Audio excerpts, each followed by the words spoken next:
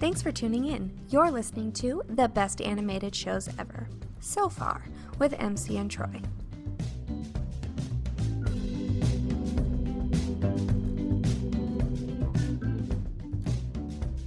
I'm Troy. And I'm MC, and this is the best animated shows ever so far. That's right. This is the podcast where we watch, discuss, and rank every single animated show ever, eventually.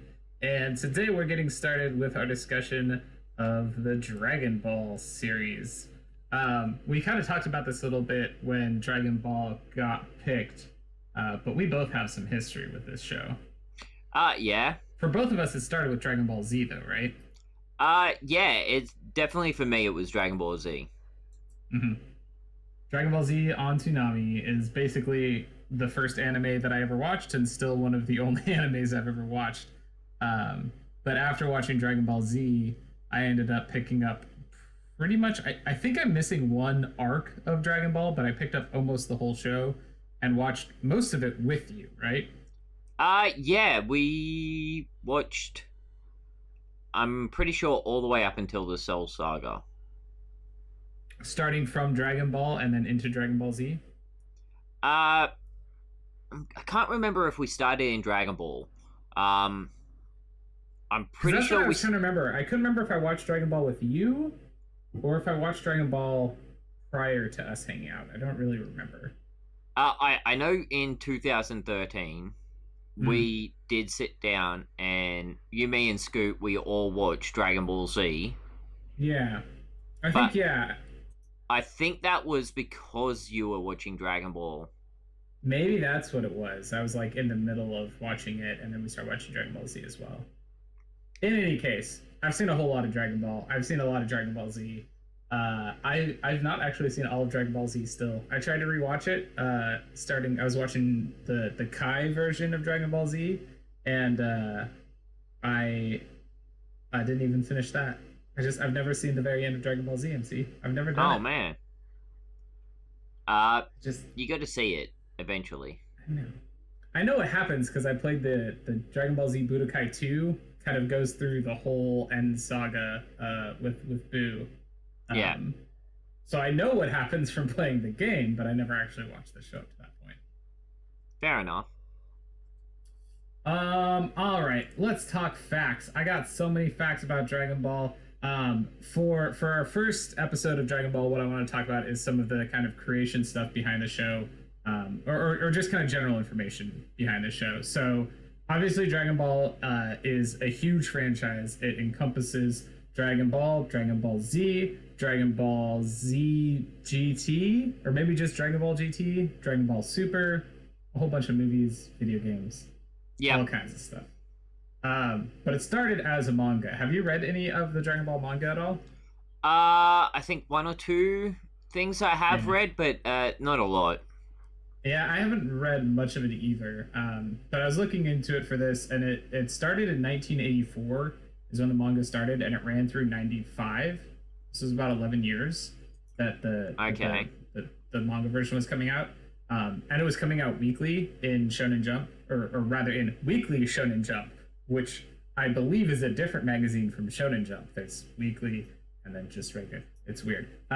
519 chapters, which are collected into 42 volumes, which is just nuts. There's so much Dragon Ball.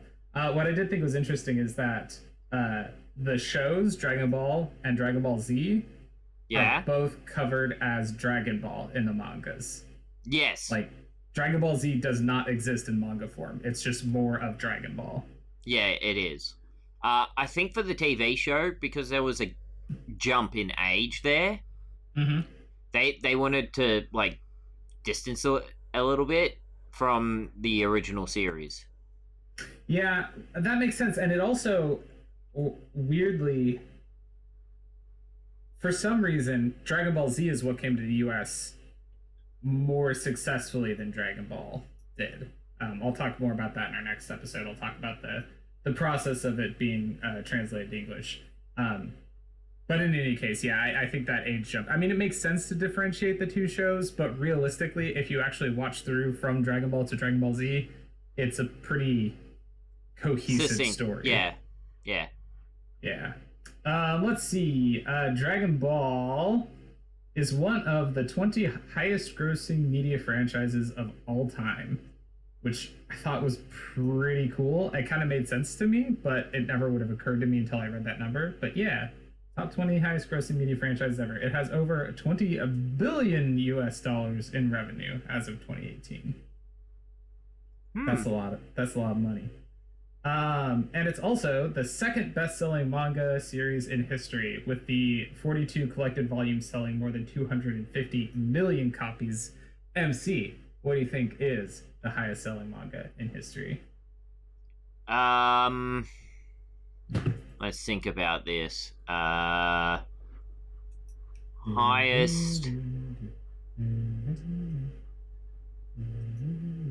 I'm doing the Jeopardy thing, not the theme of the highest selling manga. No. I know.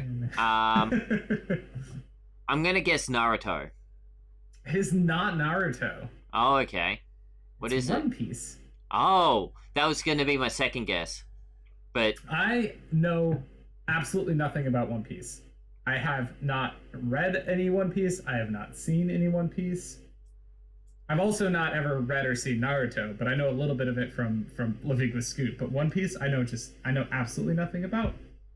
Yeah, well, living with Scoot and me at the same time, you kind of got a whole lesson in Naruto, since we both were kind of into it at the same time, and well, I came over, and when I was staying with you, do you remember the backpack I had? Not specifically. The sand gourd with the ninja headband attached to it, because I was copying Gaara. Now I've got to look up this backpack. Yeah. Yes, I remember this. I would not, if you showed me that backpack right now, I would not know that it was from Naruto. Yeah, it's from Naruto. Alright. I think I just thought you were weird. Which is true. I am weird. Right, yeah, no. I mean that in the least offensive way possible. I've used a Halo satchel bag for 10 years, so I can throw no shade whatsoever. Yeah. Alright. Should we get into our first episode of Dragon Ball? Yeah. I'm excited about this. So this episode is called Bulma and Son Goku, if you're watching in Japanese, where it came out on February 26, 1986. If you're watching in English, it's called The Secret of the Dragon Balls. And it came out first in September 9th of 1995, and then it came out again in August of 2001. There was a thing where the original Dragon Ball came out. It was released twice in the United States. I'll talk more about it tomorrow. In any case, this is the one where a young, insanely strong orphan named Goku, who lives in the mountains alone, befriends a teenage girl named Bulma, and they set off together on a quest to find all 7 magical Dragon Balls, which will grant the owner a wish. Where we actually pick up when we first start out, we're watching Goku as he is going about his day by the looks of it. It's just an average normal day for him. Which involves rolling 15-foot diameter logs that he's chopped down and saying hi to monkeys, breaking rocks. He's I really like this introduction to Goku because he's very independent and he's very content. He's he seems really happy with his lot in life, which is just to hang out in the mountains by himself, training and eating and being friends with monkeys. Yep, pretty much. And I like one of the bits that happens in this scene.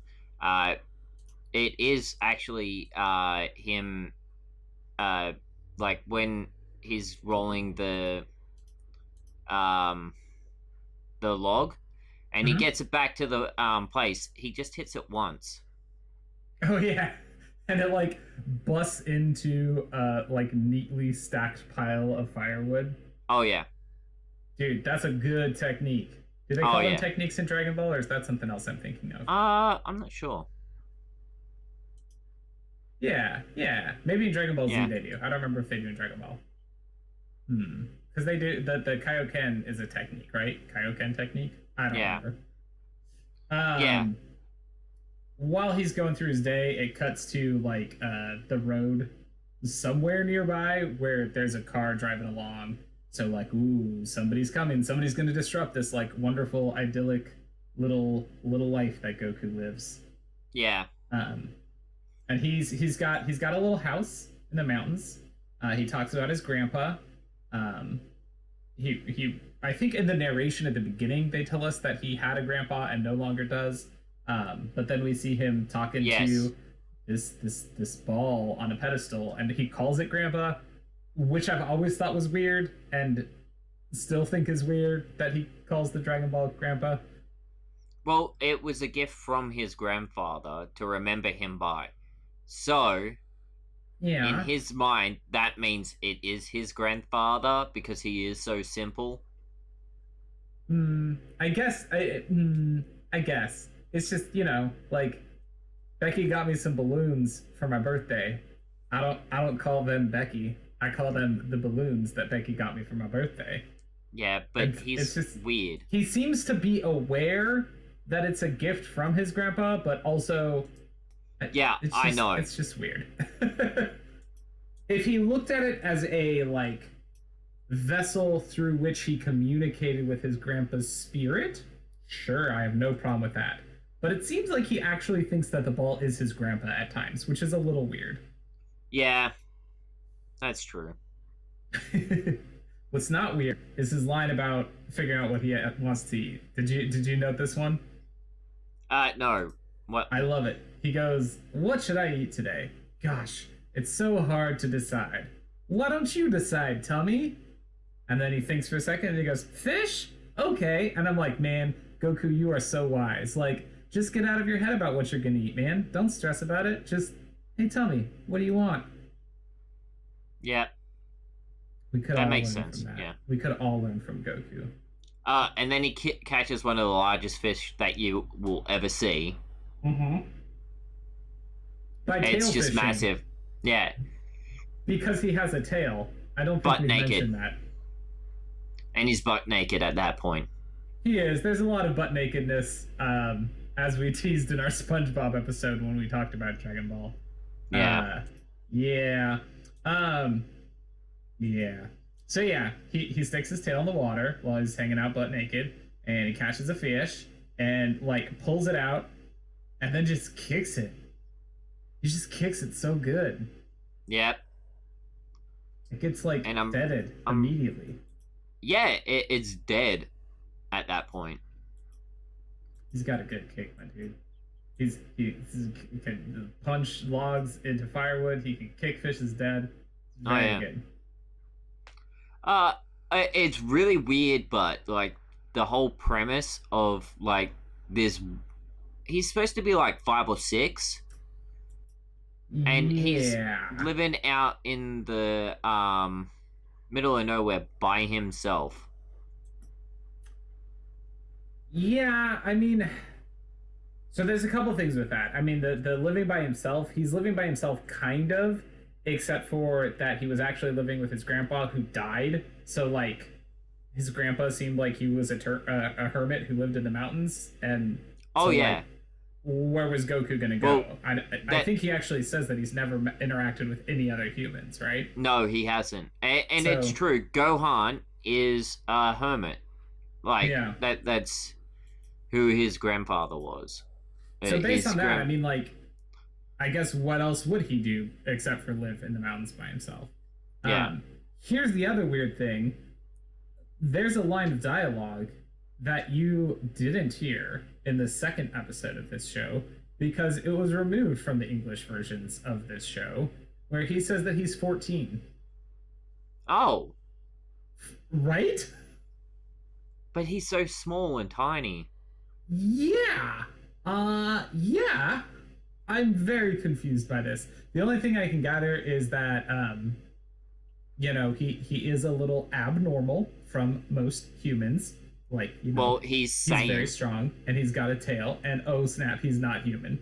So perhaps they age slower. They hit puberty at a later point in their life. Well, think about it. There's the half Saiyans in the later show, and Gohan, like the next Gohan, not the grandfather, but his son. Spoilers. No, you're fine. In Dragon Ball Z, when he turns like 16 or something, and you see him in high school, he's all tall and stuff. Well, he's only half Saiyan though. And he's pretending to be a superhero. But if he's only half Saiyan, maybe he got human what's it called? Pituitary glands? That's what triggers puberty, right? Yeah, I don't know. I saw that as I was researching stuff about the show. I saw that there was this line that he says he's 14, and yeah, it doesn't quite feel right to me that would be the case. But yeah, like that happens. But yeah, he's talking to the Dragon Ball like it's his grandfather, and because I think the next scene is when Bulma shows up, isn't it? Yeah. Yeah. So as he's dragging his big dead fish, he meets Bulma, to put it generously. She shows up and hits him with her car. Yeah. It's a good way to meet people. It's really weird because he's just running along, and then all of a sudden he gets hit by the car. Mm-hmm. Like, it seems to come out of nowhere. Yeah, I mean, Bulma's not a great driver. Bulma's a wonderful character. I love Bulma. She's very bad at piloting vehicles. Just in general. You'd think she would have seen the if not seen the small child, she would have seen the giant fish going down the street. Yeah. So actually the next scene is the best one, I think, in this episode. It's where Bulma gets back to like they're having the interaction on the road, and they have a small argument, and Bulma figures out that this kid must live out here somewhere, and the what she's getting from her Dragon Ball sensor must be at his home. Yeah, that's the only reason that she goes with him, is because her tracker is telling her to go that direction anyway. Which is kind of a bummer, because Goku is being really sincere in this scene. Like, he's never met a girl before, but he tells her that his grandpa told him about girls and told him that if he ever met one, he should be as polite as possible. And he's trying to be, man. He's doing such a good job. And she, meanwhile, is, like, manipulating him, and she shoots him. She literally shoots him with a gun, which is crazy. I guess he did. And he survives it. Let's and not to mention and then he picks up the car and throws it because he thinks it's a monster. Yep. He thinks everything he sees is a monster, which, to be fair, there's a lot of monsters in this show, so I guess it's acceptable. But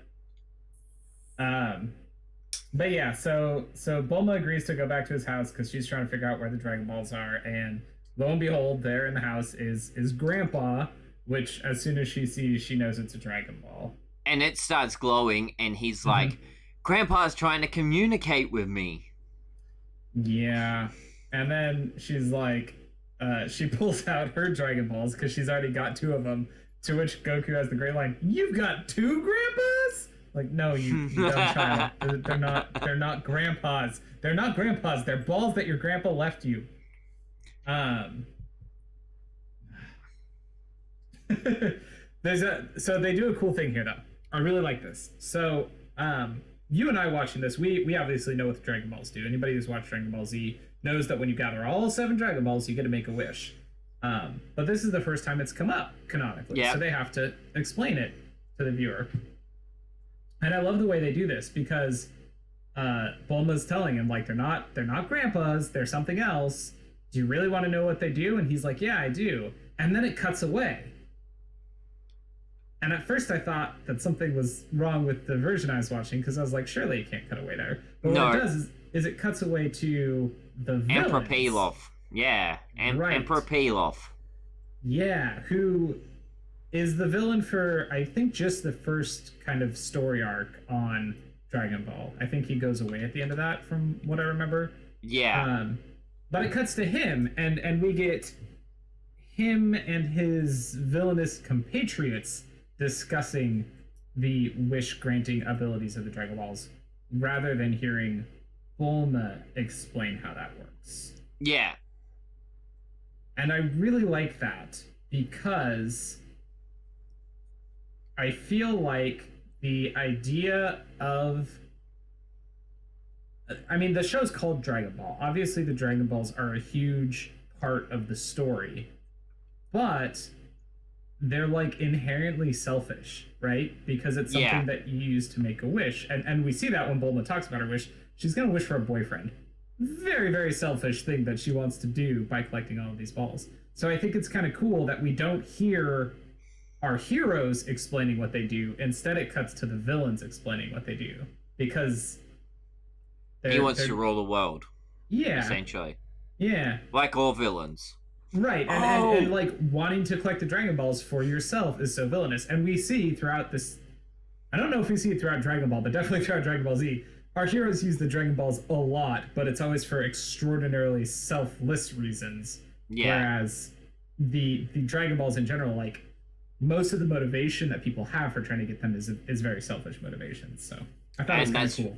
And that's the whole big difference between the heroes and a lot of the villains in this show. It comes from the conflict between the selfish and the selfless sort of thing. Yeah, absolutely. So I actually forgot to mention what's my favorite part about that scene. Sure. It's back when Bulma hits Goku, it's not that he throws the car, it's that when she gets out and introduces herself as a girl, he starts looking for a tail. Oh, yeah. So we get the first instance of... differences. Yeah, but... Bulma tries to lift up her skirt to check for a tail. And... yeah. And then he's like, "Oh, don't worry, you might get one later. Like, girls must get them later than boys do." And she's like, "I don't think boys have tails normally." And she hasn't clued on yet that it's like a fake tail. No, wait, that's the next episode where she's like, "Oh, I think this must be a fake tail," and she tries to take it off. Yeah, the second episode she actually tries to pull it off, but at this one she's just like, weird kid is kind of her response to him talking about tails.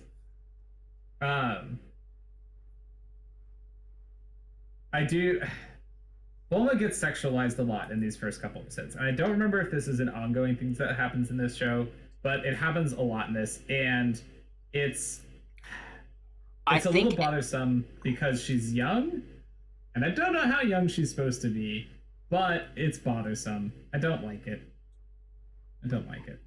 I think, it's kind of pervy and bad, but I think it's just for, like, I'm not sure how much of Dragon Ball is like that, but I'm fairly sure it stops in Dragon Ball Z. Like, you don't really see that in Dragon Ball Z. Yeah, she is much more treated like a scientist and, like, a brain in Dragon Ball Z.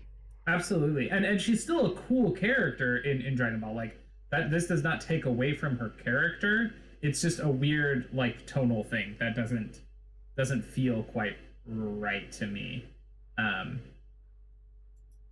Yeah, it's odd. So this comes up again and right at the part we're at, because that's why I brought it up. Yeah, Bulma's talking about how she wants to wish for a boyfriend, and she is trying to convince Goku to give her the Dragon Ball, and he's like, no, and she goes, well, fine, I'll trade you, and she, like, lifts up her skirt and shows her underpants and says that she'll let him take a peek if he'll give her the Dragon Ball. And it's kind of gross, and like I guess she's owning it, which is good, but it's just weird because again I don't know how old she's supposed to be, and this is a kids show, and that's just kind of weird. But the best thing is Goku's response is like, Yes. why would I want to see that? Like, he's so innocent. Like, it's so perfect. Yeah, I love his response to it. His response is great, but it is just a weird moment in a kids show. Yeah. But what they end up agreeing is that Goku agrees to go with her on an adventure to try to find the Dragon Balls by telling him that Gohan would be really proud of him for doing so. And I don't know Gohan. I don't remember if we ever meet Grandpa Gohan in like flashbacks or anything like that. But based on who Goku becomes as a result of joining Bulma on this great adventure, I think that he would be proud of him for going on it, even though Bulma is also being very deceptive and manipulative by convincing him to go on this adventure. Yeah, but he agrees, and Bulma shows him the Dragon Ball tracker at this point. Yep. So she's like, "Oh, look, we can find him with this. It's really simple. We'll follow these marks. The closest one's like 700 kilometers away." Or something like that, she says, which is converted into miles is like 400 and something, I guess, miles. It's a ways. Yeah. So they can't walk that far. Nope. So she pulls out dino caps. I love this. I love dino caps. This, like, ever since I watched Dragon Ball Z as a kid, this idea has been so thrilling to me of just like a thing in your pocket full of a bunch of miniaturized everything. So she pulls out a capsule and chucks it on the ground, and boom, there's a motorcycle. Yep. It's so good. It's so good. Have you seen Ant-Man and the Wasp? Yes. They basically have dino caps in Ant-Man and the Wasp. They have a little box full of cars that they can just pull out and enlarge. I love it. It's so good. It's such a good idea. Too bad it's not possible. And so then, it would make parking a lot easier. Oh my god! You just put it in your pocket. Yeah. So then the two kids climb on the motorcycle and ride off into the sunset at the logical conclusion to the episode. But then the episode keeps going for some reason. Yep. And it's really weird because there's a point where it should have stopped, and you realize it should have stopped, and they go off like a huge jump right at that point, like right as the and it's like, that was weird, and then all of a sudden Bulma needs to go and pee. It just keeps going. The show just continues. It's so weird. Like, I've watched this episode twice, and both times I thought that was the end of the episode, and then there's more, and it's like, okay. Yeah, and it's really weird. Then Bulma screams, and Goku goes to investigate, and there's a pterodactyl that talks. A real big pterodactyl, MC. Calling it a pterodactyl is selling it short. It's a real big dinosaur flying monster bird. Yeah, it is. And all of a sudden, he takes off. He takes off. No, first he convinces Goku to let him tie him up. Oh yeah, they kind of play that off screen. Just it kind of cuts to Goku's all tied up and the guy's flying away. Yeah, and he has a great line because Bulma's like, "Oh, help me!" And he goes, "Stop being such a downer. I'm in the mood for a Happy Meal." Yeah. I don't know if that line's in the Japanese version. I can't imagine it is. Do they have maybe they have? Did they have Happy Meals in 1984? Do you think? Not sure. I'm sure they do now. Yeah. Well, I was only there a couple of months ago. I can tell you they do. Did you get a Happy Meal while you were in Japan? No, I wasn't, but I did walk past a few McDonald's. Yeah. And they were advertising Happy Meals. Even though it didn't, I couldn't read what it was saying, I knew it was Happy Meal. We were in when I was in Italy, my family took a trip to Italy years and years ago. And we had gone out to dinner and had a lot of wine and a lot of limoncello.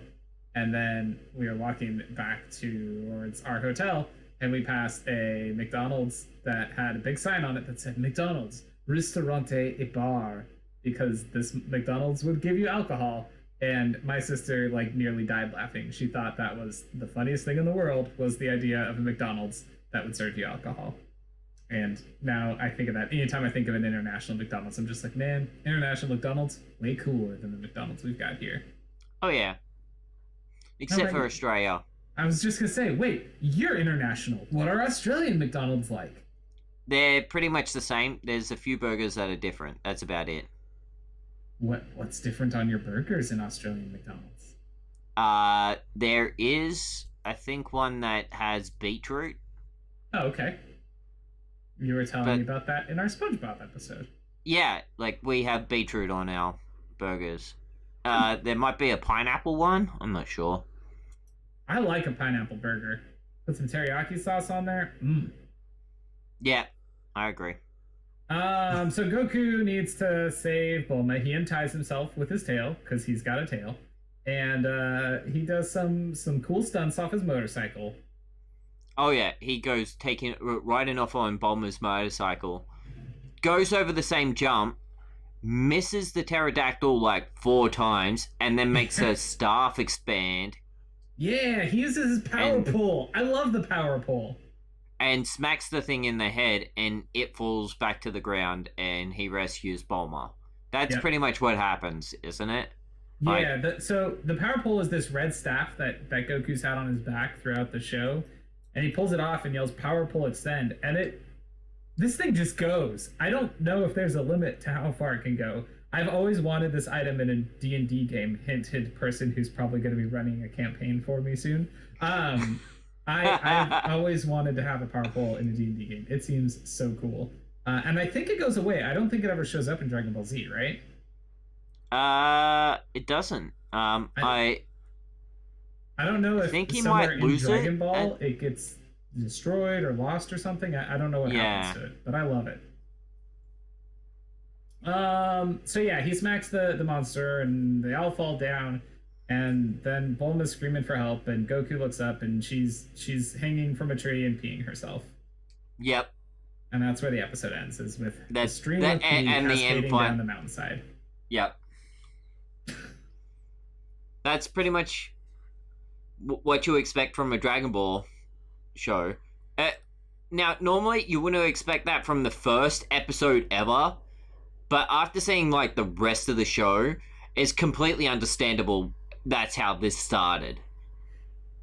Yeah, I guess so. I mean, it's, again, you and I were exposed to Dragon Ball Z first, and Dragon Ball Z, I think, like we said, it's tonally different, and Dragon Ball is much more a kid's show and leans much more into like kid oriented humor, I feel like toilet humor than Dragon Ball Z does. But which is why it's so weird that it also has like this sexual humor as well. And I don't know if that's a Japanese culture thing where like those two things get intermingled in kids media, or I don't know. It seems weird to me, because like there's 2 peeing jokes in this, because there's her peeing down the mountainside, and then earlier there's a scene where Goku's peeing in a lake and talking about here comes the waterfall as he pees in the river or the lake. Yeah. And like those strike me as very like kid jokes. Whereas the sexuality stuff very much does not. It's a weird juxtaposition. I'm not sure if there's like in Japanese culture if sexual stuff's a little bit more acceptable or what, but yeah, it's that's sort of like the thing that happens in this show. It's like a little bit more sexualized than normal. It could also be the fact that that they expect like kind of pervy older dudes to be watching this, and they want to be like, see, this is you, this is for you, but it's kind of gross that you think like this. Yeah, because that's the thing, is it's not celebrating the sexualizations. No, because Goku is very much like the innocent, and he doesn't pay attention to anything sexual, and it's even more so. Is it episode 3? Yeah, in episode 3. in episode 3, it really points that out. Yeah, 2 and 3, but this is an ongoing trend. It just keeps going. Yeah, I think that's episode 1 of Dragon Ball. Well, these episodes are really short and they're fairly simple, so you can probably expect these episodes that we're recording right now to be a little bit shorter than normal. Yeah, we're about half an hour? Yeah, a little bit over, yeah. But normally we will record for like 40 minutes to about an hour sort of thing. But because these episodes are short and they're very simplified, there's not much depth to them, but they're funny. There's parts where you laugh out loud, very obviously, and there's some gross bits that you sort of cringe at. But other than that, it's like a lot of the things that they explain. Pilaf's the bad dude, Goku's obviously the hero, and they're on an adventure. And I'm not sure if Bulma's supposed to be the sidekick or not. Yeah, Bulma's interesting, especially looking at her specific to this episode. I guess it continues through all 3, but she's not quite a good guy. She's good by proxy, or by proximity. We look at her as a good guy because she's hanging out with Goku, but she's kind of a jerk a little bit. Yeah. Yeah. I like Bulma a lot, though. She's great, and she got cool blue hair. Yeah, she did. Well, Cool. I think that's the end of this episode. I think so. Let's see. So we'll see you next time for episode 2, which is called What the No Balls? Or The Emperor's Quest. Yeah.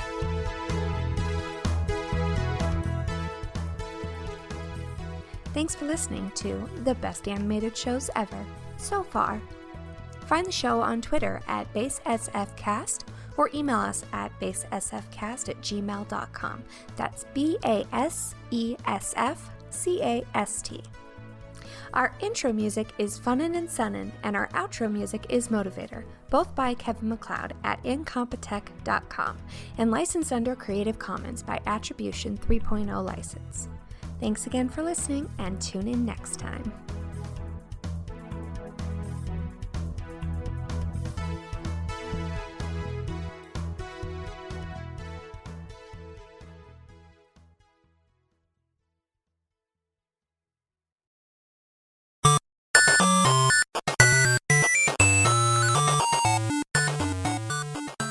This has been a presentation of the We Can Make This Work Probably Network. Follow us on Twitter @ProbablyWork for more of our questionable content. Also, we have a website called probablywork.com.